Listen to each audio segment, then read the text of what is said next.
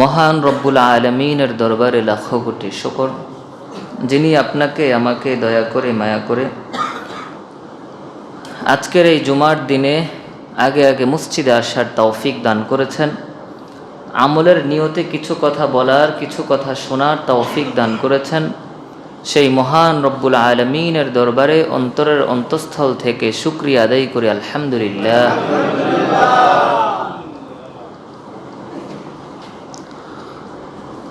আরবিতে নতুন আরেকটা বছর আমাদের মাঝে উপস্থিত হয়েছে। এখন যেই মাস চলে সেই মাসের নাম হচ্ছে মুহাররম। মাসের নাম কি? মুহাররম, 1446 হিজরি। আরবি মাসের গণনা, এই জিনিসটা মুসলমানের জন্য জানা অত্যন্ত জরুরি। এটা জানা হুকুমের বিবেচনায় ফরজে কিফায়া। বলেন, হুকুম কি এটার? ফরজে কিফায়া। অর্থাৎ কিছু মানুষ যদি এই বিষয়টা জানে তাহলে অন্যদের উপর থেকে ফরজ আদায় হয়ে যাবে। কিন্তু কেউ যদি আরবি গণনার হিসাবটা না রাখে তাহলে প্রত্যেকে ফরজ তরক করার গুনাহে গুনাহগার হবে। তো ফরজে কিফায়া, যেমন আরেকটা ফরজে কিফায়া আমল হচ্ছে জানাজার নামাজ। জানাজা কেউ মৃত্যুবরণ করলে জানাজার নামাজ পড়া, এটা কি ফরজে কিফায়া। তো জানাজার নামাজ পড়া কতটা গুরুত্বপূর্ণ, ঠিক তেমনিভাবে আরবি বছর, আরবি মাসের, আরবি তারিখের হিসাব রাখা এটা তেমন গুরুত্বপূর্ণ। কিন্তু আমাদের সমাজের বাস্তবতা হচ্ছে আমরা ইংরেজি তারিখটা যত গুরুত্ব দিয়ে মনে রাখি, আরবি তারিখটা আমরা তত গুরুত্ব দিয়ে মনে রাখি না। অনেকের জানাই নাই নতুন একটা বছর শুরু হয়েছে কিনা। অথচ ইংরেজি বছর যদি আমাদের মাঝে আসতো 2024 শেষ, 25 সাল ধরেন আসছে, সেক্ষেত্রে এমন কোনো মানুষ কি খুঁজে পাওয়া যাবে যে এই বিষয়টা সম্পর্কে তার ধারণা নাই? কথা বলেন, সমাজের এমন কোনো মানুষ পাওয়া যাবে যে উনি জানেন না যে 2025 সাল শুরু হয়েছে? এরকম কোনো মানুষ পাওয়া যাবে? পাওয়া যাবে। সবাই জানবে যে এটা 2025 সাল শুরু হলো। এমনকি ওই রাতটাকে ইবাদত, ওই রাতটাতে উৎসবের একটা কেন্দ্র বানিয়ে ফেলে মুসলমানরা, যদিও সেই উৎসবটা এসছে ইহুদি খ্রিস্টানদের কাছ থেকে। এটা কোনো মুসলমানের নিদর্শন না, মুসলমানের কাজ না। তো কোনো জাতি অধপতনের আলামত হিসাবে এটাই যথেষ্ট যে সেই জাতি বিধর্মীদের তারিখটা ভালো করে মনে রাখে কিন্তু নিজেদের তারিখটা মনে রাখতে পারে না। এটা হচ্ছে জাতির অধপতনের একটা আলামত, একটা নমুনা। যে আমরা মুসলমান, আমাদের মুসলমানিত্ব, আমাদের ইসলাম যে আস্তে আস্তে চলে যাচ্ছে আমাদের কাছ থেকে, বিদায় নিচ্ছে, ইসলাম যে তার স্বকীয়তা হারিয়ে ফেলছে, আমরা যে শুধুমাত্র 2-4টা ইবাদতের মাঝেই ইসলামকে সীমাবদ্ধ করে ফেলেছি, ইসলাম যে পূর্ণাঙ্গ একটা জীবন ব্যবস্থা, এই বিষয়টা থেকে যে আমরা আস্তে আস্তে দূরে সরে যাচ্ছি, এটার একটা আলামত হচ্ছে আমরা আরবিতে একটা বছর শুরু হলেও আমরা বলতে পারি না যে একটা বছর শুরু হয়েছে। অথচ ইংরেজিতে একটা বছর শুরু হলে আমরা বুঝতে পারি, আমরা জানি যে বছর শুরু হয়েছে। আমার কথা কি বুঝতে পারছেন ভাই? শুনতে খারাপ লাগলেও এটাই আমাদের সমাজের বাস্তবতা, এটাই আমাদের বাস্তবতা। নিজেদের ভুল নিজেরা স্বীকার করলে কোনো সমস্যা হয় না। এটা আমাদের ভুল, আমরা স্বীকার করি, আমাদের দুর্বলতা আমরা স্বীকার করি। এবং এই আলোচনাটা এজন্যই করা হচ্ছে যেন ভবিষ্যতের জন্য আমরা সতর্ক হয়ে যাই যে ইংরেজি মাস আমাদের কাছে যতটা গুরুত্বপূর্ণ, আরবি হিসাব, আরবি তারিখটা আমাদের কাছে যেন তার চেয়েও বেশি গুরুত্বপূর্ণ হয়। কথা কি বুঝে আসছে ভাই? কারণ একজন মুসলমানের ইবাদত বন্দিগি, ইসলামের অনেক অনেক বিধিবিধান, অনেক অনেক নিদর্শনের সম্পর্ক আরবি মাসের সাথে। কিসের সাথে বলেন তো? আরবি মাসের সাথে। ঈদ উল ফিতর কত তারিখ অনুষ্ঠিত হবে, এটা ইংরেজি মাসের সাথে না আরবি মাসের সাথে? আরবি মাসের সাথে। ঈদ উল আজহা কবে হবে, কত তারিখে হবে, এটা কোন মাসের সাথে? আরবি মাসের সাথে। রমজানের রোজা কখন শুরু হবে, কখন শেষ হবে, এটা নির্ধারিত হয় কোন মাস হিসাবে? আরবি মাস হিসাবে। আশুরা সামনে আসছে, এটা নির্ধারিত হবে কি হিসাবে ভাই? আরবি মাস হিসাবে। আমার কথা কি বুঝতে পেরেছেন? হজ, কোন দিন হজ করতে হবে, হজের দিবসটা নির্ধারিত হবে কোন মাস হিসাবে? আরবি মাস হিসাবে। এমনিভাবে আপনি চিন্তা করলে দেখবেন ইসলামের সমস্ত বিধিবিধানগুলোর সম্পর্ক হলো আরবি বছর আর আরবি মাসের সাথে, চাঁদের সাথে সম্পর্ক। গ্রামের ভাষায় বলে চাঁদের সাথে সম্পর্ক। কিন্তু আমরা চাঁদের সাথে সেই সম্পর্কটা ছিন্ন করে ফেলেছি, আমাদের সেই হিসাব নাই। যদি পত্রপত্রিকা না থাকতো আর সংবাদ মাধ্যম না থাকতো, তাহলে আমরা বুঝতেও পারতাম না কবে কি আসছে, কবে কি যাচ্ছে।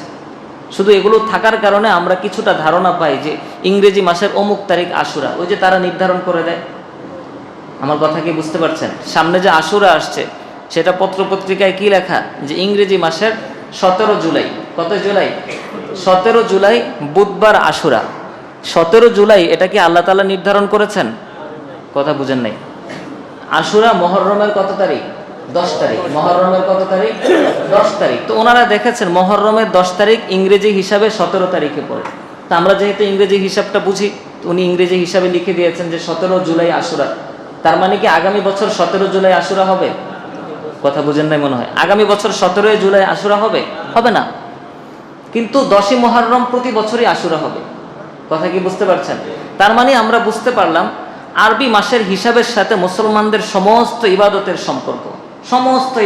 সম্পর্ক আরবি মাসের সাথে। আর এই আরবি মাসকেই আমরা ভুলে বসে আছি। একটা নতুন বছর আমাদের মাঝে আসলো, আমরা নিজেদের নতুন বছরটাকে জানিও না যে নতুন একটা বছর শুরু হয়েছে, কিন্তু ইংরেজদের বছর যখন শুরু হয় তখন আমরা সবাই জানি। এটা আমাদের একটা ব্যর্থতা। আমরা চেষ্টা করব এই ব্যর্থতাটা যেন কাটিয়ে উঠতে পারি। কি বলেন, পারবো তো ইনশাআল্লাহ? তো এই যে বছর, দিন, মাস, সপ্তাহ, এগুলো রব্বুল আলামিনের একটা নিদর্শন, আল্লাহ রব্বুল আলামিনের একটা সৃষ্টি। এই নিদর্শন এমন এক নিদর্শন যে আল্লাহ রব্বুল আলামিন যদি বছর, মাস, সপ্তাহ এগুলো নির্ধারণ না করতেন, পৃথিবী চলা মুশকিল হয়ে যেত। যদি পৃথিবীতে শুধুমাত্র দিন আসতো, রাত আসতো, দিন আসতো, রাত আসতো, কোনো তারিখ নাই, কোনো হিসাব নাই, কোনো সপ্তাহ নাই, কোনো মাস নাই, তাহলে পৃথিবীর এই শৃঙ্খলা, আজকে যেমন শৃঙ্খলা আছে, এই শৃঙ্খলা থাকতো না। এই জন্য রব্বুল আলামিন পৃথিবী সৃষ্টির আগে থেকেই এগুলো নির্ধারণ করে রেখেছেন যে বছরে মাস হবে কয়টা? সবাই বলেন না, বছরে মাস হবে কয়টা? 12টা। সপ্তাহে দিন হবে কয়টা? 7টা। এটা আল্লাহ রব্বুল আলামিন আগ থেকেই নির্ধারণ করে রেখেছেন। সূরা তাওবার মধ্যে আল্লাহ সুবহানাহু ওয়া তাআলা বলেন, ইন্না ইদ্দাতাশ শুহুরি ইনদাল্লাহি 12 শাহরা। নিশ্চয়ই মাসসমূহ রব্বুল আলামিনের কাছে মাসসমূহের সংখ্যা 12টা। মাসসমূহের সংখ্যা কয়টা? 12টা। তাহলে বছরে 12 মাস হবে, এটা নির্ধারণ করেছেন কে? আল্লাহ। আল্লাহ বলেন, ইয়াউমা খালাকাস সামাওয়াতি ওয়াল আরদ। আল্লাহ তাআলা এটা নির্ধারণ করে রেখেছেন যেদিন আসমান জমিন সৃষ্টি করেছেন সেই দিন থেকে। বলেন সুবহানাল্লাহ। যখন আসমান জমিন সৃষ্টি করেছেন তখন পৃথিবীতে কোনো মানুষ ছিল? কথা বলেন না, কোনো মানুষ ছিল? মানুষ ছিল না।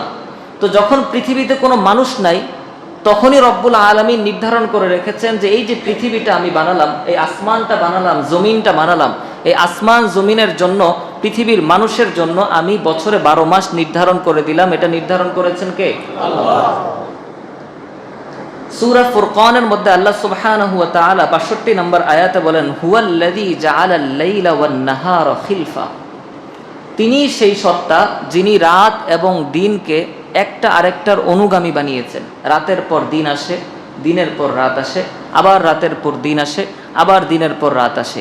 কখনো কি এই নিয়মের ব্যতিক্রম হয়েছে যে দিনের পর আরো একটা দিন চলে আসছে ভুলে, রাতের পর আরো একটা রাত চলে আসছে ভুলে? এরকম কখনো হয়েছে?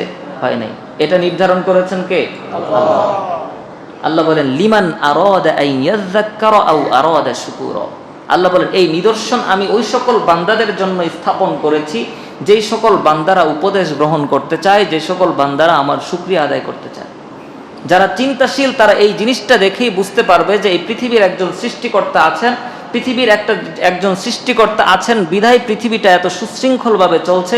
যদি এই পৃথিবীর কোনো সৃষ্টিকর্তা না থাকতো তাহলে এই পৃথিবী এত সুন্দরভাবে চলতে পারত না। কথা বলেন ঠিক কিনা?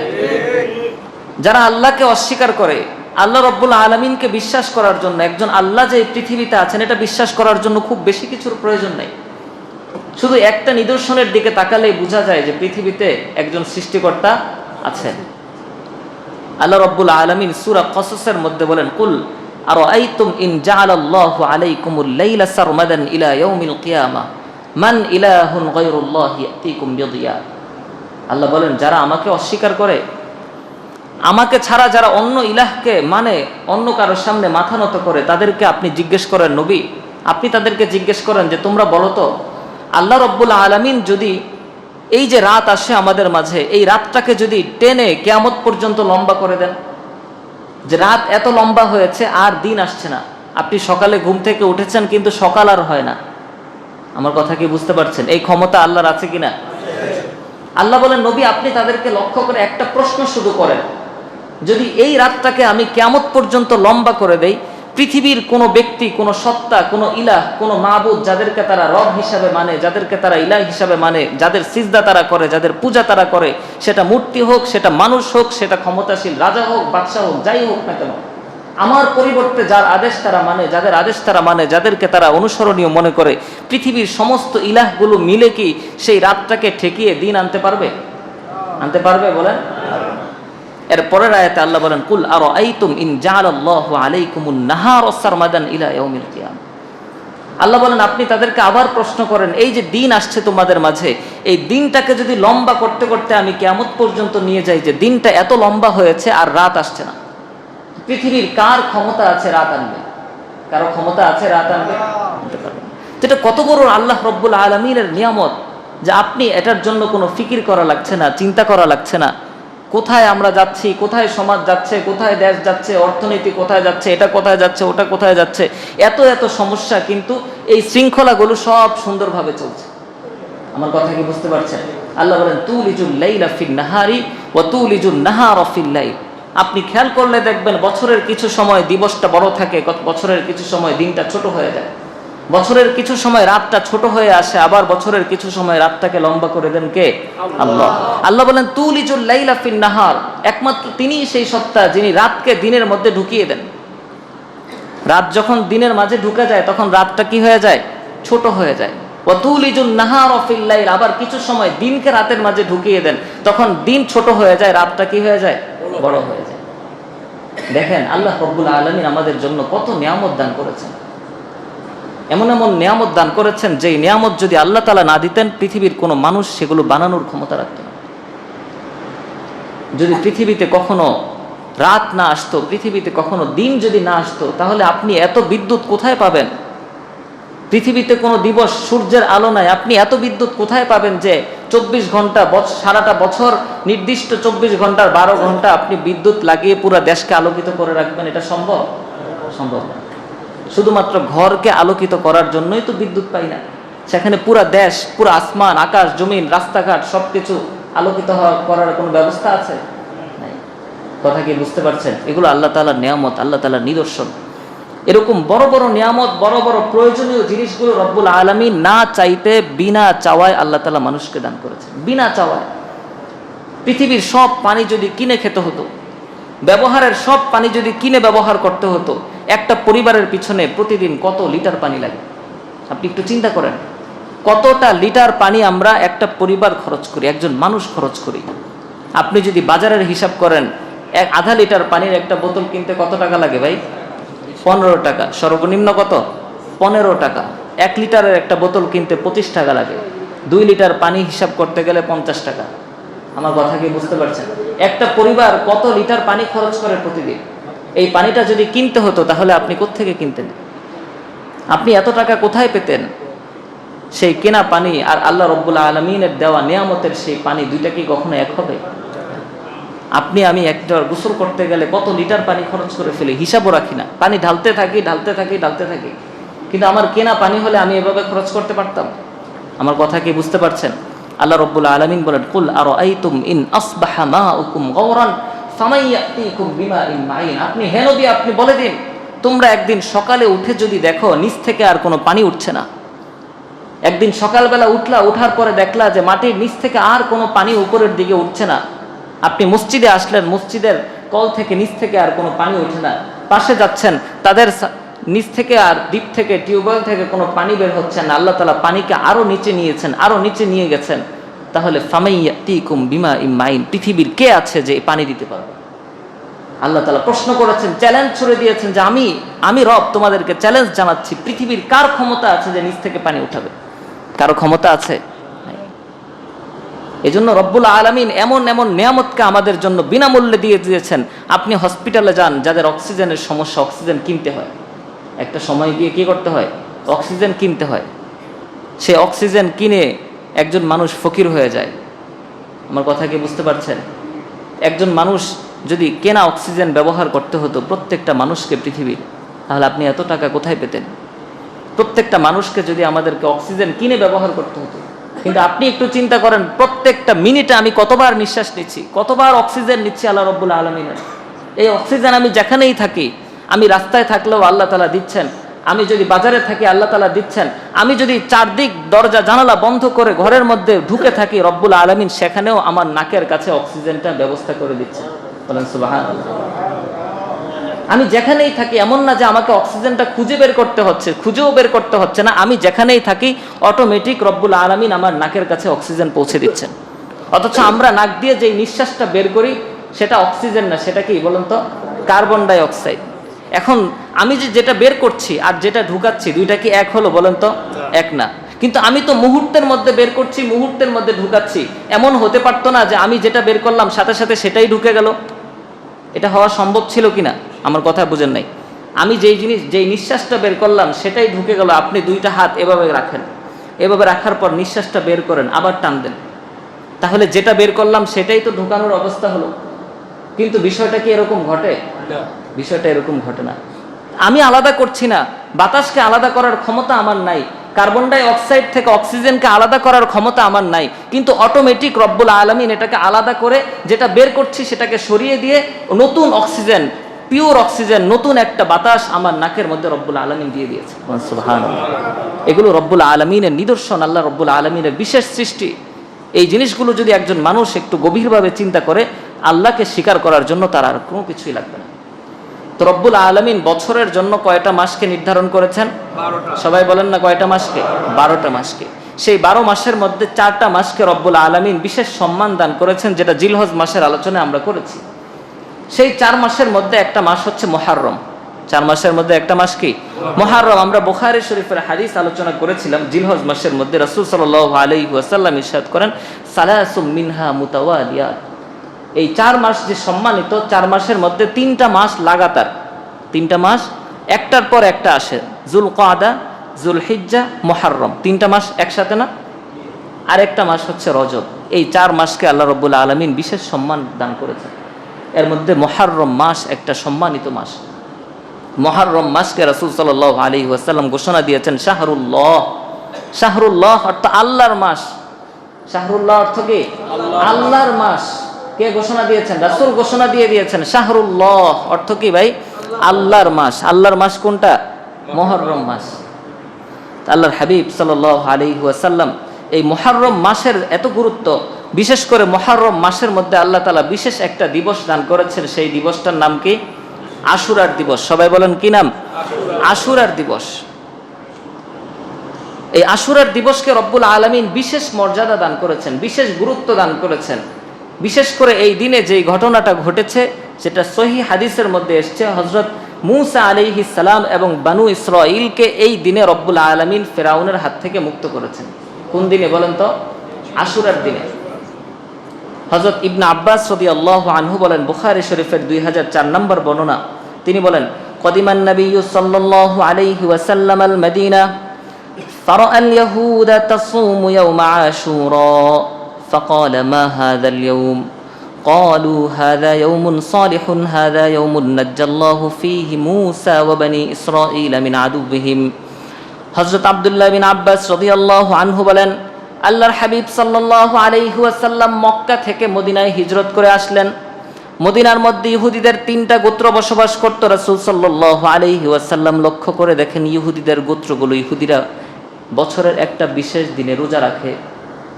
আল্লাহর হাবিব সাল্লাল্লাহু আলাইহি ওয়াসাল্লাম ইহুদিদেরকে জিজ্ঞেস করলেন, মা হাযাল ইয়াউম, এই দিন তোমরা কেন রোজা রাখো? ইহুদিরা জবাব দেয়, হাযা ইয়াউমুন সালিহুন, এটা একটা বরকতময় দিন। হাযা ইয়াউমুন নাজ্জাল্লাহু ফীহি মূসা ওয়া বনী ইসরাঈল, এটা এমন একটা দিন, এই দিন রব্বুল আলামিন মূসা এবং বনী ইসরাঈলকে ফিরাউন ও তার বাহিনীর হাত থেকে মুক্তি দিয়েছিলেন। বলেন সুবহানাল্লাহ। ফাসামাহু মূসা শুকরান, ইহুদিরা বলে, হে নবী মুহাম্মদ, সেই দিনকে স্মরণ করে নবী মূসা আলাইহিস সালাম আল্লাহ তাআলার কৃতজ্ঞতা জানিয়ে সারাটা জীবন সেই দিনটাতে রোজা রাখতেন। এই জন্য আমরাও মূসা নবীর অনুসরণে এই দিনটাকে রোজা রাখি। আল্লাহর হাবিব সাল্লাল্লাহু আলাইহি ওয়াসাল্লাম বলেন, মূসা নবীকে যদি অনুসরণ করতে হয়, মূসা নবীকে রক্ষা করার কারণে, মুক্তি দেওয়ার কারণে যদি শুকরিয়াতান রোজা রাখতে হয়, তাহলে আমি নবী মুহাম্মদ আমরা মুসলমানরা সেই রোজা রাখার জন্য বেশি হকদার, বলেন সুবহানাল্লাহ। ইহুদিদেরকে লক্ষ্য করে বললেন নবী মূসা, যে ইহুদিরা, নবী মূসা যেই ধর্ম তোমাদের মাঝে রেখে গিয়েছেন সেই ধর্ম তোমরা মানো না, সেই ধর্মকে তোমরা বিকৃত করে ফেলেছো, আল্লাহর দেওয়া কিতাবকে বিকৃত করে ফেলেছো, তোমরা নবী মূসার প্রকৃত অনুসারী না। যদি প্রকৃত অনুসারী হইতা তাহলে আমি নবী মুহাম্মদকে তোমরা আগে মানতা। আমার কথা কি বুঝতে পারছেন? কারণ পৃথিবীতে যত নবী, যত রাসূল এসেছেন, যত কিতাব এসেছে, সমস্ত কিতাবে একথা বলা আছে, পৃথিবীতে সর্বশেষ যে নবী আসবেন তিনি হচ্ছেন মুহাম্মাদুর রাসূলুল্লাহ সাল্লাল্লাহু আলাইহি ওয়াসাল্লাম। তিনি যখন পৃথিবীতে চলে আসবেন, অতীতের কোনো ধর্ম, তো কোনো গ্রন্থ, কোনো নবীর কোনো শরীয়ত আর চলবে না, একটাই শরীয়ত চলবে, সেটা হচ্ছে নবী মুহাম্মাদুর রাসূলুল্লাহ সাল্লাল্লাহু আলাইহি ওয়াসাল্লামের তরিকা। একটাই কিতাব চলবে, সেই কিতাবের নাম কি? কোরআন। তো নবী আল্লাহর হাবিব সাল্লাল্লাহু আলাইহি ওয়াসাল্লাম ইহুদিদেরকে বললেন, তোমরা নবী মূসার অনুসরণে যে রোজা রাখো, তোমরা রোজা রাখার হকদার না। আমার নবী মূসা আমার ভাই, তিনি আমার সম্প্রদায়ের ব্যক্তি, তিনি একজন নবী, আমিও একজন নবী, তিনি আল্লাহর পক্ষ থেকে প্রেরিত নবী, আমিও আল্লাহর পক্ষ থেকে প্রেরিত নবী। মূসা নবীর আল্লাহ তাআলা এই দিনে মুক্ত করেছেন, এই দিনে আল্লাহ রব্বুল আলামিন মূসা নবী এবং বনী ইসরাঈলকে ফেরাউনের হাত থেকে বাঁচিয়েছেন। শুকরিয়াতান যদি রোজা রাখতে হয় তাহলে এটা আমি রোজা রাখার বেশি হকদার। হযরত আব্দুল্লাহ বিন আব্বাস রাদিয়াল্লাহু আনহু বলেন, ফাসামাহু ওয়া আমারা বিসিয়ামি। রাসূল সাল্লাল্লাহু আলাইহি ওয়াসাল্লাম এরপর থেকে নিজেও আশুরার দিবস, এই মুহররমের 10 তারিখ নিজেও রোজা রাখতেন, সাহাবায়ে কেরামকে রোজা রাখার আদেশ দিয়েছেন, বলেন সুবহানাল্লাহ। তাহলে বলেন তো এই দিনটা গুরুত্বপূর্ণ কি কারণে? সবাই উত্তর দিবেন। এই দিনটা গুরুত্বপূর্ণ কি কারণে?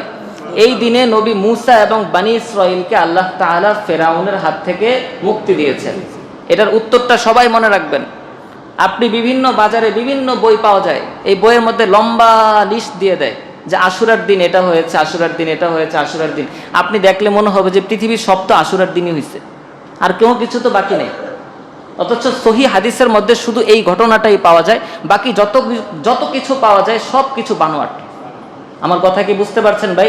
সঠিক বিষয়টা প্রচার করতে হবে, যেখানে যেটার যেটুকু মর্যাদা, যেটুকু বর্ণনা সেটুকুই বলতে হবে। হাদিসের ব্যাপারে যদি আমি একটু বাড়িয়ে বলি, আমি একটু কমিয়ে বলি, সেক্ষেত্রে আমাকে কাল কিয়ামতের ময়দানে জবাবদিহি করতে হবে। আমার কথা কি বুঝতে পারছেন? রাসূলুল্লাহ সাল্লাল্লাহু আলাইহি ওয়াসাল্লাম বলেন, মান কাযাবা আলাইয়া মুতাআম্মিদান ফালইয়াতাবাওয়া মাকআদাহু মিনান নার। যেই ব্যক্তি আমি নবীর নামে মিথ্যা কথা বলে, যে রাসূল সাল্লাল্লাহু আলাইহি ওয়াসাল্লাম এই কথাটা বলেছেন, আসলে আমি বলি নাই। আমার কথা কি বুঝতে পারছেন? এরকম আমরা বলি না, একটা হাদিস বলার আগে কি বলি যে এই কথাটা কে বলেছেন?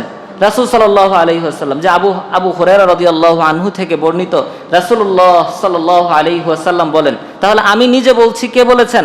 রাসূল সাল্লাল্লাহু আলাইহি ওয়াসাল্লাম। রাসূল বলেন, অথচ ওই কথাটা যদি আমি না বলে থাকি, যে ওই কথাটা একটা বানোয়াট কথা, একটা জাল কথা, কিন্তু আমার নামে তুমি চালিয়ে দিচ্ছ যে রাসূল বলেছেন, তাহলে তুমি আমার নামে মিথ্যা কথা বললা। বিষয়টা কি বুঝতে পেরেছেন? যে একটা কথা তুমি বললা যে রাসূল বলেছেন, অথচ আমি কথাটা বলি নাই, তাহলে সেটা আমি রাসূলের নামে কি কথা বললাম ভাই? মিথ্যা কথা বললাম, যে রাসূল এমন কথা বলে নাই যে কথা আমি বলছি। তো রাসূল বলেন, তুমি যদি আমার নামে মিথ্যা কথা বলো, কেউ যদি আমার নামে মিথ্যা হাদিস বলে, জাল হাদিস বর্ণনা করে, সে যেন জাহান্নামে তার স্থানটা নির্ধারণ করে নেয়। বলেন নাউযুবিল্লাহি ফালইয়াতাবাওয়া মাকআদাহু মিনান নার।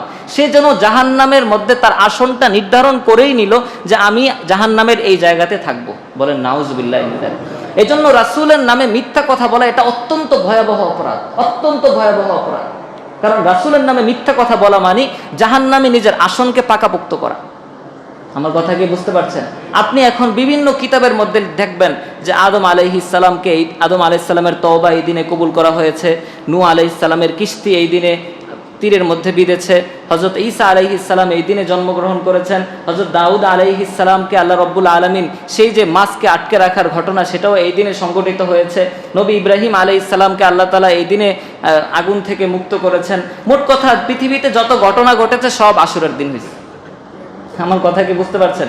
মানে বানাইতে তো আর কষ্ট লাগে না, একটা কিছু বানিয়ে বললেই তো মানুষ খুশি, ওরে বাবারে আশুরার দিন, সব কিছু এই দিনে হয়েছে। আমার কথা কি বুঝতে পেরেছেন? এরপরে হযরত আদম আলাইহিস সালামের তওবা আল্লাহ তাআলা এই দিনে কবুল করেছেন। এভাবে বিভিন্ন নবীদের ক্ষেত্রে বিভিন্ন নবীদের বিভিন্ন ঘটনা, হযরত ইউনূস আলাইহিস সালামকে মাছের পেট থেকে আল্লাহ তাআলা এই দিনেই মুক্ত করেছেন। এখন আমি যদি এটা সুন্দর করে সুর দিয়ে বলি, আপনারা সুবহানাল্লাহ বলবেন না? আমার কথা বুঝেন নাই? আমি যদি বলি এটা এত গুরুত্বপূর্ণ দিন, আল্লাহ তাআলা নবী ইউনূস আলাইহিস সালামকে মাছের পেট থেকে মুক্ত করেছেন, সবাই বলেন সুবহানাল্লাহ। কি বলেন, সবাই সুবহানাল্লাহ বলবে কিনা? কিন্তু এই কথাটা বলার আগে আমার চিন্তা করতে হবে, এই কথাটা কি আমি নির্ভরযোগ্য সূত্রে বলেছি নাকি নিজে বানিয়ে বললাম? আমার কথা কি বুঝতে পেরেছেন? আমি যদি বানিয়ে বলে থাকি, আপনাদের সুবহানাল্লাহ তো আমি পেয়ে যাব, কিন্তু আমি জাহান্নামে আমার আসনটাকে পাকাপোক্ত করে নিলাম।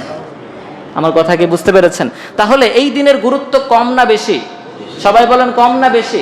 বেশি কেন? এই দিনে নবী মূসা আলাইহিস সালাম এবং বনু ইসরাঈলকে আল্লাহ তাআলা ফেরাউনের হাত থেকে মুক্ত করেছেন। এটা কি আমাদের জন্য অল্প বিষয় না অনেক বড় বিষয়?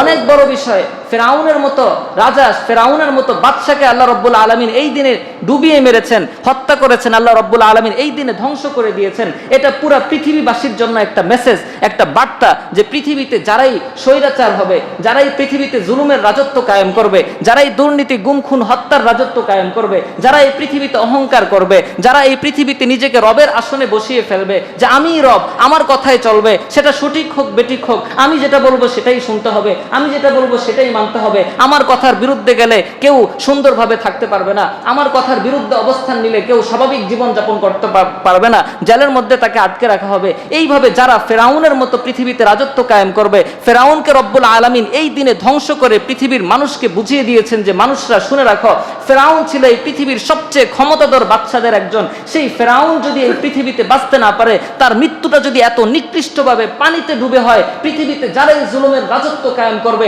তাদেরকে শুধু পানিতে ডুবিয়ে না, এর চেয়ে নিকৃষ্টভাবে আমি মৃত্যু দিব। কথা বলেন ঠিক কিনা? এটা কি ছোট ঘটনা? এটা তো অনেক বড় ঘটনা, এটা তো অনেক মর্যাদাপূর্ণ একটা বিষয় যে রব্বুল আলামিন নবী মূসা আলাইহিস সালামকে এই দিনে মুক্ত করেছেন। সুতরাং এর চেয়ে বেশি বলার আমাদের কোনো প্রয়োজন। কথা কি বুঝে আসছে ভাই? এই দিনের ফজিলত বোঝানোর জন্য এটুকুই যথেষ্ট যে এই দিনটাকে গুরুত্ব দিয়ে রাসূল সাল্লাল্লাহু আলাইহি ওয়াসাল্লাম নিজে রোজা রেখেছেন, সাহাবায়ে কেরামকে রোজা রাখতে বলেছেন। এজন্য আমরা রোজা রাখবো তো ইনশাআল্লাহ। আশুরার রোজার গুরুত্ব কতটুকু? হযরত আল্লাহর হাবিব সাল্লাল্লাহু আলাইহি ওয়াসাল্লামের স্ত্রী হযরত হাফসা রাদিয়াল্লাহু আনহা বর্ণনা করেন, নাসাই শরীফের 2416 নম্বর বর্ণনা, তিনি বলেন, আরবাউন লাম ইয়াকুন ইয়াদাহুন্নান নবী সাল্লাল্লাহু আলাইহি ওয়াসাল্লাম। চারটা আমল রাসূল কখনো ছাড়তেন না। কয়টা আমল? সবাই বলেন কয়টা?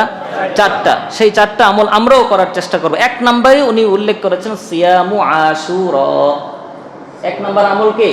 আশুরার রোজা। এক নম্বর আমল কি? আশুরার রোজা রাসূল কখনোই ছাড়েন নাই।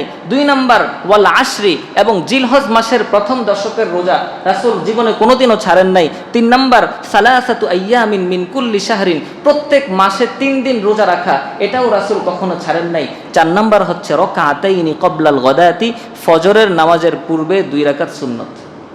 কয়টা আমল? সবাই বলেন কয়টা আমল? এক নম্বর আশুরার রোজা, 2 নম্বর জিলহজ মাসের প্রথম দশকের রোজা, 2 নম্বর কি? জিলহজ মাসের প্রথম দশকের রোজা। 3 নম্বর প্রতি মাসে 3টা রোজা। বলেন প্রতি মাসে 3টা রোজা। 4 নম্বর ফজরের পূর্বে 2 রাকাত সুন্নত। আবার জিজ্ঞেস করি, আপনাদের ব্রেইনের পরীক্ষা নেওয়া হচ্ছে। 1 নম্বর আশুরার রোজা, 2 নম্বর জিলহজ মাসের প্রথম দশকের রোজা, 3 নম্বর প্রতি মাসে 3 দিন রোজা, প্রতি মাসে 3 দিন, 4 নম্বর ফজরের পূর্বে 2 রাকাত সুন্নত। এই চারটা আমল আমরাও সবসময় করার চেষ্টা করব ইনশাআল্লাহ। এটা তো গেল শুধু আশুরার কথা বললাম, 10 তারিখের কথা বললাম। এই পুরা মাসটার গুরুত্ব আছে আল্লাহ রাব্বুল আলামিনের কাছে। শুধু 10 তারিখের গুরুত্ব না, পুরা মাসেরই গুরুত্ব আছে। রাসূল সাল্লাল্লাহু আলাইহি ওয়াসাল্লাম মুসলিম শরীফের বর্ণনা 2646 নম্বর বর্ণনা, 45 নম্বর বর্ণনা, হযরত আবু হুরায়রা রাদিয়াল্লাহু আনহু থেকে বর্ণিত, রাসূল বলেন, আফদালুস সিয়ামি বাদা রমাদানা শাহরুল্লাহিল মুহাররম। রমজান মাসের পরে আল্লাহর কাছে সবচেয়ে গুরুত্বপূর্ণ রোজার যেই মাসে রোজাটা আল্লাহর কাছে বেশি গুরুত্বপূর্ণ, সেটা হচ্ছে শাহরুল্লাহিল মুহাররম, আল্লাহর মাস মুহাররম। বলেন সুবহানাল্লাহ। রাসূল সাল্লাল্লাহু আলাইহি সাল্লাম শুধু মুহাররম বলেন নাই, রাসূল কি বলেছেন? আল্লাহর মাস মুহাররম। সবাই বলেন কি বলেছেন? আল্লাহর মাস মুহাররম। তাহলে মুহাররম কার মাস? আল্লাহর মাস। তো বাকিগুলো কার মাস? আল্লাহর মাস। বাকিগুলো তো আল্লাহর মাস, কিন্তু মুহাররমকে বিশেষভাবে আল্লাহর মাস বলে বোঝানো হয়েছে যে মুহাররমের গুরুত্বটা আল্লাহ তাআলার কাছে সবচেয়ে বেশি। কথা কি বুঝে আসছে ভাই? রাসূল বলেন রমজানের পরে আল্লাহর কাছে সবচেয়ে গুরুত্বপূর্ণ রোজা যেই মাসের রোজা সেটা হচ্ছে শাহরুল্লাহিল মুহাররম, আল্লাহর মাস মুহাররম। ওয়া আফদালুস সালাতি বাদাল ফরিয়দাতি সালাতুল লাইল, রাসূল বলেন ফরজ নামাজের পর আল্লাহর কাছে সবচেয়ে গুরুত্বপূর্ণ নামাজ হচ্ছে তাহাজ্জুদের নামাজ। বলেন ফরজ নামাজের পর সবচেয়ে গুরুত্বপূর্ণ ফজিলতপূর্ণ নামাজ কোনটা? তাহাজ্জুদের নামাজ। তাহাজ্জুদের নামাজের অনেক ফজিলত। আমরা চেষ্টা করব আসলে ভাই, আমাদের বর্তমান জীবন ব্যবস্থা, সমাজ ব্যবস্থা আমরা এমন পর্যায়ে নিয়ে গেছি, আমরা এখন রাতের বেলা ঘুমাই 1টা বাজে। 1টা বাজে যদি কেউ রাতে ঘুমায়, তিনি কি 3টা বাজে উঠে তাহাজ্জুদ পড়তে পারবেন? আমার কথা কি বুঝতে পারছেন? এটা কঠিন হয়ে যায় না? অথচ সাহাবায়ে কেরাম ঈশান নামাজের পরে খাওয়া দাওয়া তো দূরের কথা, কথাই বলতেন না। ওনারা খাবার খেতেন সন্ধ্যায়। আর ঈশান নামাজের পরে রাসূল সাল্লাল্লাহু আলাইহি ওয়াসাল্লাম, স্পষ্ট হাদিস আছে যে রাসূল ঈশান নামাজের পরে কথা বলাকে অপছন্দ করতেন। এজন্য আপনি এখনো ফিকহের কিতাবাদি খোলেন, দেখবেন ঈশার পরে দুনিয়াবি কথা বলা মাকরুহ। ঈশার পরে দুনিয়াবি কথা বলা কি মাকরুহ। শুধু আবু হুরায়রা রাদিয়াল্লাহু আনহুকে রাসূল অনুমতি দিয়েছেন যে আবু হুরায়রা, তোমার তো ব্রেন একটু কম, তুমি হাদিসের চর্চা করো, হাদিস মুখস্থ করার প্রয়োজন, তুমি হাদিস মুখস্থ করার জন্য ঈশার পর বসে বসে হাদিসগুলো একটু চর্চা করতে পারবা, আমি অনুমতি দিয়ে দিলাম। বলেন সুবহানাল্লাহ। আমার কথা কি বুঝতে পেরেছেন? তাহলে ঈশার পরে কথা বলাটাকেই এতটা অপছন্দ করতেন। আর আমরা কি করি? আমাদের দুনিয়ার সব কাজ ঈশার পরে, বাজার ঘাট ঈশার পরে, খাওয়া দাওয়া ঈশার পরে, অফিস থেকে ফিরি আমরা রাত করে, বসে বসে গল্প করি ঈশার পরে, টিভি দেখি ঈশার পরে, বাচ্চাদেরকে নিয়ে দুষ্টামি করি ঈশার পরে, মোবাইল দেখি ঈশার পরে, ঘুমাতে ঘুমাতে আমরা 12টা বাজিয়ে ফেলি, 1টা বাজিয়ে ফেলি। এই জন্য আমাদের জীবনের মধ্যে কোনো বরকত নাই, কারণ আমরা ইসলামের মূল শৃঙ্খলাটা ভেঙে ফেলেছি। আপনি মূল শৃঙ্খলায় ফিরে আসেন, ঈশার পরপর ঘুমিয়ে যান, অটোমেটিক আপনি তাহাজ্জুদের সময় উঠতে পারবেন। কি বলেন, কথা ঠিক কিনা? অটোমেটিক আপনি তাহাজ্জুদে উঠতে পারবেন। আপনি ফজরের নামাজটা জামাতের সাথে পড়ছেন, রাসূল বলেন ফজরের সময় যারা উপস্থিত হয় ওরা ভোরের পাখি। বলেন সুবহানাল্লাহ। আর এই ভোরের পাখিদের জন্য রব্বুল আলামিন বিশেষ বরকতের ব্যবস্থা রেখেছেন, বিশেষ রিজিকের ব্যবস্থা রেখেছেন, কারণ পাখিরা ভোরবেলায় জাগ্রত হয়। কোনো পাখিকে আপনি দেখবেন না সকাল 8টা পর্যন্ত ঘুমাতে। পৃথিবীতে কোনো পাখি আপনি দেখবেন? আপনি দেখবেন আপনি উঠার আগেই মোরগ আওয়াজ করা শুরু করেছে, তার মানে তার ঘুমটা ভেঙে গেছে, তার ঘুমটা সে ভেঙে ফেলেছে, তার ঘুমটা ভেঙে গেছে, সে আর ঘুমাবে না। এজন্য তার রিজিকের কখনো কোনোদিন অভাব হবে না। কোনো মোরগ না খেয়ে মারা যাবে না, তাকে যদি আপনি ছেড়ে দেন, কোনো মুরগিকে ছেড়ে দেন, পৃথিবীর কোনো পাখি যারা ছুটা অবস্থায় থাকে, বাহিরে থাকে, আকাশে থাকে, তারা কেউ কোনোদিন না খেয়ে মরে না। আজকে আমাদের রিজিকের দুর্বলতা, আমাদের অর্থনৈতিক অসচ্ছলতা, সব কিছুর মূল হচ্ছে রিজিক বন্টনের যেই সময়টা, পবিত্র যেই সময়টা ফজরের পর সকালবেলার এই সময়টা আমরা ঘুমিয়ে কাটাই। এই জন্য যে সকল ব্যবসায়ীরা ফজরের পরপর দোকান খুলে ফেলে তাদের ব্যবসায় বরকত দান করে, তাদের ব্যবসায় বরকত বেশি হয়। এটা আল্লাহ রাব্বুল আলামিনের বিশেষ ফয়সালা। তো যাই হোক, রাসূল সাল্লাল্লাহু আলাইহি ওয়াসাল্লাম বলছেন রমজান মাসের পরে আল্লাহর কাছে সবচেয়ে গুরুত্বপূর্ণ মাস কোনটা? মুহররম মাস। আর ফরজ নামাজের পর আল্লাহ রাব্বুল আলামিনের কাছে সবচেয়ে ফজিলতপূর্ণ নামাজ কোনটা ভাই? তাহাজ্জুদের নামাজ। আশুরার রোজার ফজিলত কি? তিরমিজি শরীফের বর্ণনা, হযরত আবু কতাদা রাদিয়াল্লাহু আনহু থেকে বর্ণিত 752 নম্বর বর্ণনা। রাসূল সাল্লাল্লাহু আলাইহি ওয়াসাল্লাম বলেন, সিয়ামু ইয়াউমি আশুরা ইন্নী আহতাসিবু আলাল্লাহি আন ইউকাফফিরা আস-সানাতা আল্লাতী ক্বাবলা। কেউ যদি আশুরার দিনের রোজা রাখে, আমি আশাবাদী, আমি আল্লাহর কাছে আশা করি যে রব্বুল আলামিন তার অতীতের 1 বছরের সকল গুনাহ মাফ করে দিবেন। বলেন সুবহানাল্লাহ। আমরা অতীতের 1 বছরের গুনাহ মাফ করতে চাই? সবাই চাই? কারা কারা চাই যে আমার অতীতের 1 বছরের গুনাহ মাফ হোক? আল্লাহ রব্বুল আলামিন আমাদের সবাইকে সামনে যে আশুরার রোজা আসছে সেই রোজাটা যেন আমরা সুন্দরভাবে আদায় করতে পারি, রব্বুল আলামিন আমাদেরকে তৌফিক দান করেন। সবাই বলেন আমিন। আগামী বুধবার, কি বার? আগামী বুধবার মুহররম মাসের 10 তারিখ। তো আশুরার রোজা আপনারা জানেন যে একটা রোজা না, আশুরার রোজা রাখতে হয় মোট কয়টা? 2টা। মূল রোজা যদিও একটা, কিন্তু 2টা রোজা রাখার আদেশ দিয়েছেন রাসূল সাল্লাল্লাহু আলাইহি ওয়াসাল্লাম। বিশেষ কারণ কি? কারণ ইহুদিরা 1 দিন রোজা রাখে, ইহুদিরা 1 দিন 10 তারিখ রোজা রাখে। তো ইসলাম তো ইহুদিদেরকে অনুসরণ করার জন্য আসে নাই। দেখেন ইসলাম কতটা সুন্দর, ইসলাম কতটা নিজস্ব স্বকীয়তার উপর চলে, যে ইসলাম এটাকেও সমর্থন করে না যে আমার আমলটা ইহুদির আমলের সাথে মিলবে। রাসূল সাল্লাল্লাহু আলাইহি ওয়াসাল্লামের কাছে সাহাবায়ে কেরাম আরজ করলেন, ইয়া রাসূলুল্লাহ, আমরা যে মুহররমের 10 তারিখ রোজা রাখি, ইহুদিরাও তো এই দিনটাতে রোজা রাখে, তাহলে আমাদের রোজার সাথে তো তাদের রোজা মিলে যাচ্ছে। রাসূল সাল্লাল্লাহু আলাইহি ওয়াসাল্লাম বলেন, আমি যদি আগামী বছর বেঁচে থাকি তাহলে আমি 9 তারিখ সহ রোজা রাখবো। বলেন সুবহানাল্লাহ। তাহলে 9, 10 কয়দিন হলো? 2 দিন। আমরা চেষ্টা করব 2 দিন রোজা রাখার জন্য। এই 2 দিন রোজা রাখার আদেশ দিয়ে রাসূল বুঝিয়ে দিলেন যে একটা রোজা, একটা ইবাদত, এমন একটা গুরুত্বপূর্ণ বিষয় আমরা ইহুদিদেরকে অনুসরণ করতে পারি না, আমরা নিজস্ব স্বকীয়তার উপর চলবো। আমার কথা কি বুঝতে পেরেছেন? এজন্য ইসলাম কোথাও ইহুদি খ্রিস্টানদেরকে অনুসরণ করাকে কোথাও সমর্থন করে না। ইসলাম বলে খালিফুল ইয়াহুদা ওয়ান নাসারা, ইহুদি নাসারাদের বিরোধিতা করো। তারা এই পথে চলে, তুমি এই পথে চলবা না। তারা এটা খায়, তুমি এটা খাবা না। তারা এটা পড়ে, তুমি এটা পড়বা না।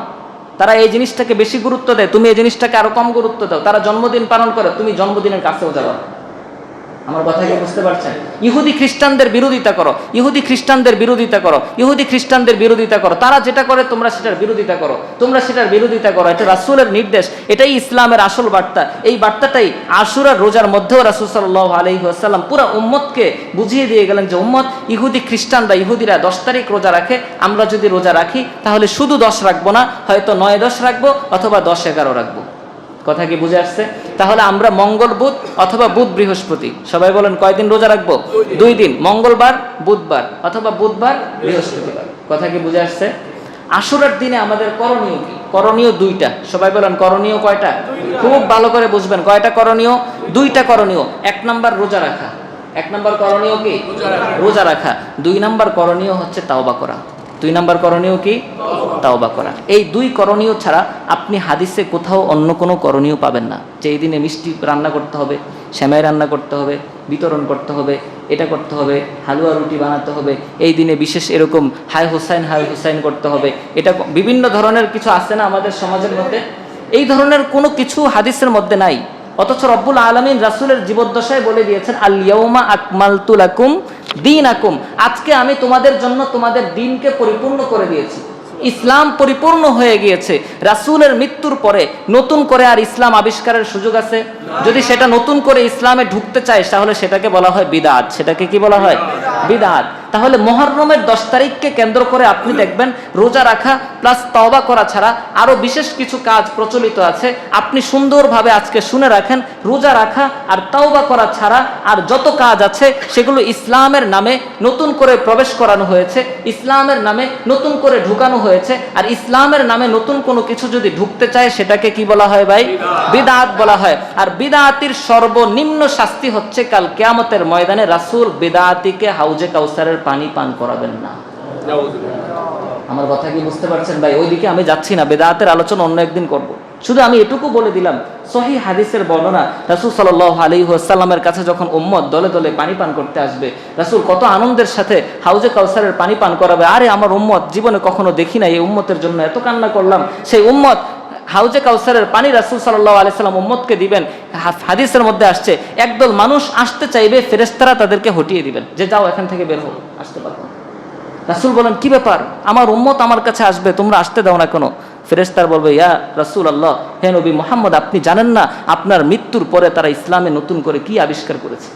আপনার মৃত্যুর পরে তারা ইসলামে নতুন করে অনেক কিছু আবিষ্কার করেছে, এই জন্য রব্বুল আলামিন তাদেরকে আজকে হাউজে কাউসারের পানি থেকে বঞ্চিত করেছে। নাউজুবিল্লাহ। এই জন্য ইসলামের নামে যেটুকু রাসূল আমাদের কাছে পৌঁছিয়েছেন, সাহাবায়ে কেরাম যেটুকু করেছেন আমরা সেটুকুই করব, সেটুকুর মধ্যেই সীমাবদ্ধ থাকবো। রাজি আছি তো ইনশাআল্লাহ? তাহলে বলেন তো আশুরার দিবসে আমাদের করণীয় কয়টা? সবাই বলেন করণীয় কয়টা? 1 নাম্বার আশুরার দিনে আমরা রোজা রাখবো, সবাই রাজি আছি তো ইনশাআল্লাহ? 2 নাম্বার তাওবা করব। রাসূল সাল্লাল্লাহু আলাইহি ওয়াসাল্লাম তিরমিজি শরীফের 741 নম্বর বর্ণনা, রাসূলুল্লাহ সাল্লাল্লাহু আলাইহি ওয়াসাল্লাম বলেন, হযরত আলী রাদিয়াল্লাহু আনহু থেকে বর্ণিত হাদিসটি মনোযোগ দিয়ে শুনেন। সাআলাহু রাজুলুন ফাকালা আইয়ু শাহরিন তা'মুরুনি আন আসুমা বা'দা শাহরি রমাদান। আলী রাদিয়াল্লাহু আনহুর কাছে এক ব্যক্তি এসে জিজ্ঞেস করলেন, আলী রাদিয়াল্লাহু আনহুকে জিজ্ঞেস করলেন, আপনি রমজান মাসের পরে আমাকে কোন মাসে রোজা রাখতে বলেন? কোন মাসে আমি রোজা রাখবো? রমজানের পরে যদি রোজা রাখতে চাই? আলী রাদিয়াল্লাহু আনহু বলেন, মা সামিআতু আহাদান ইয়াসআলু আন হাযা ইল্লা রাজুলান সামিআতুহু ইয়াসআল। আমি আমার জীবদ্দশায় রাসূল সাল্লাল্লাহু আলাইহি ওয়াসাল্লাম যখন জীবিত ছিলেন তখন কাউকে রাসূলের কাছে এই প্রশ্নটা করতে শুনি নাই, তবে একটা ব্যক্তি এসে রাসূলের কাছে ঠিক এই প্রশ্নটাই করেছিল যে, ইয়া রাসূলুল্লাহ, রমজান মাসের পরে কোন মাসে আমি রোজা রাখবো? আমার কথা কি বুঝতে পারছেন? আল্লাহর হাবিব সাল্লাল্লাহু আলাইহি ওয়াসাল্লাম বলেন, ইন কুনতা সাইমান বাদা শাহরি রমাদান ফাসুমিল মুহাররম, তুমি যদি রমজানের পরে বেশি রোজা রাখতে চাও তাহলে মুহাররম মাসে রোজা রাখো। বলেন সুবহানাল্লাহ। রাসূল বলেন ফা ইন্নাহু শাহরুল্লাহ, কারণ মুহাররম আল্লাহর মাস। বলেন সুবহানাল্লাহ। মুহাররম কার মাস? আল্লাহর মাস। ওয়াফিহি ফিহি ইয়াউমুন তাবাল্লাহু ফিহি আলা কওমিন ওয়া ইয়াতুবু ফিহি আলা কওমিন আখরিন। রাসূল বলেন এটা এমন একটা দিন, মুহররম মাসের মধ্যে এমন একটা দিবস রয়েছে, আশুরার দিবস। এই দিনে রব্বুল আলামিন এক জাতির তাওবা কবুল করেছেন এবং এই দিনে আরো এক জাতির তাওবা আল্লাহ কবুল করবেন। বলেন সুবহানাল্লাহ। তাহলে বোঝা যাচ্ছে মুহররমের 10 তারিখ তাওবা কবুল হওয়ার বিশেষ একটা দিন। এই জন্য এই দিনে আমরা বেশি বেশি ইস্তেগফার করব, বেশি বেশি তাওবা করব, বেশি বেশি আমরা নফল ইবাদত বন্দিগি করার চেষ্টা করব। তাহলে আশুরার রোজা আমরা প্রত্যেকে রাখবো তো ইনশাআল্লাহ। কোন দিন রাখবো? আগামী মঙ্গল, বুধ অথবা বুধ বৃহস্পতি। এই রোজাটা আমরা প্রত্যেকেই রাখার চেষ্টা করব এবং এই রোজা ছাড়া আর যে যত আমল আছে, যত ধরনের প্রচলন আছে আমাদের সমাজের মধ্যে, শুধুমাত্র আল্লাহর দিকে তাকিয়ে সেই প্রচলনগুলো আমরা করব না। কি বলেন, রাজি আছে তো ইনশাআল্লাহ? শিয়ারা তাজিয়া মিছিল বের করে হযরত হুসাইন রাদিয়াল্লাহু আনহু পৃথিবী থেকে বিদায় নিয়েছেন। তার যে মর্মান্তিক ঘটনা আমরা সবাই জানি, কারবালার মধ্যে যে ঘটনাটা ঘটেছে, এটা মুসলিম ইতিহাসের মধ্যে এক ধরনের মুসলিম ইতিহাসের সবচেয়ে নিকৃষ্ট যে হত্যাকাণ্ডগুলো, সবচেয়ে বেদনাদায়ক যে হত্যাকাণ্ড, হযরত হুসাইন রাদিয়াল্লাহু আনহুর শাহাদাত সব উপরের দিকে থাকবে। কি বলেন, কথা ঠিক কিনা?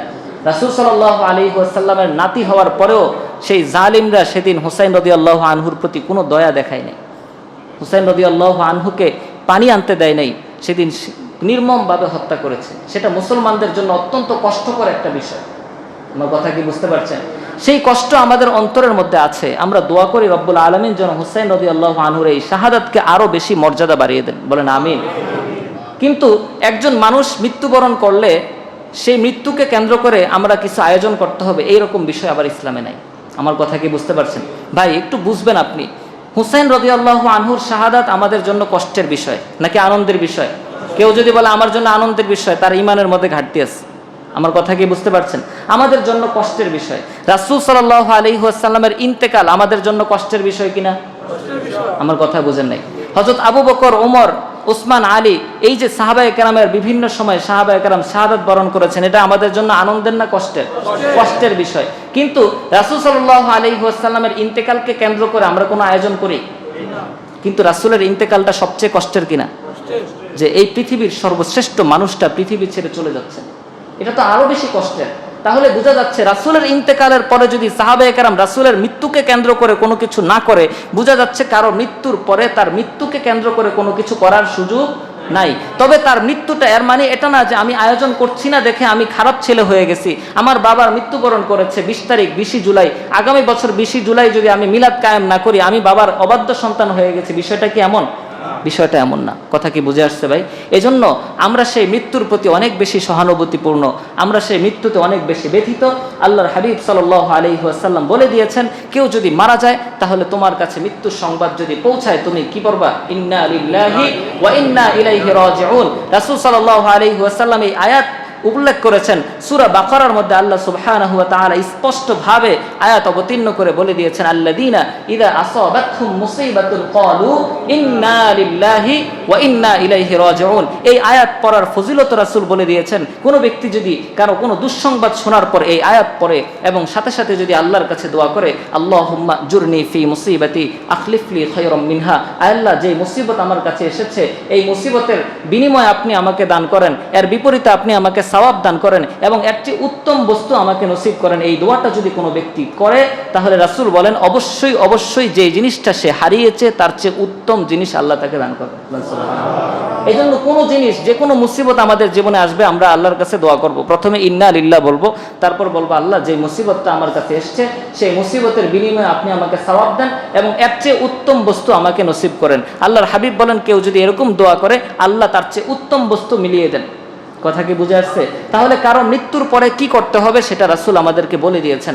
আমরা দোয়া করি রব্বুল আলামিন যেন এই দিনটাকে আমরা সুন্দরভাবে যেন পালন করতে পারি, যেভাবে হাদিসে বর্ণনা করা হয়েছে সেইভাবে যেন আমরা আমলের মধ্যে, আখলাকের মধ্যে, তাওবার মধ্যে, ইস্তিগফারের মধ্যে, রোজার মধ্যে যেন আমরা সেই দিনটাকে কাটাতে পারি এবং সমস্ত ধরনের সামাজিক প্রচলন থেকে, বিদআত থেকে, কুসংস্কার থেকে আমরা যেন বেঁচে থাকতে পারি। রব্বুল আলামিন আমাদের সবাইকে তৌফিক দান করেন। সবাই বলেন আমিন।